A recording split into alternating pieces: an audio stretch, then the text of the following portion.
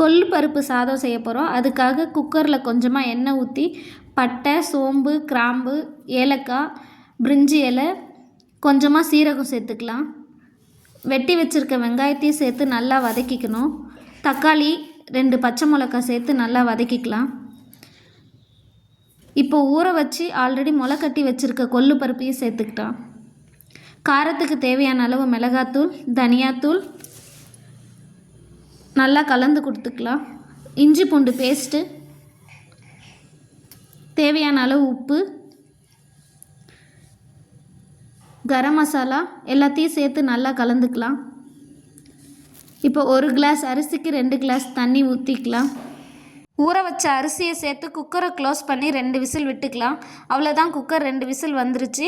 இப்போ ஓப்பன் பண்ணி கொத்தமல்லி தழையை தூவி மறுபடியும் கலரி விட்டு அவ்வளோதான், கொள்ளு பருப்பு சாதம் சூப்பராக ரெடி ஆயிடுச்சு.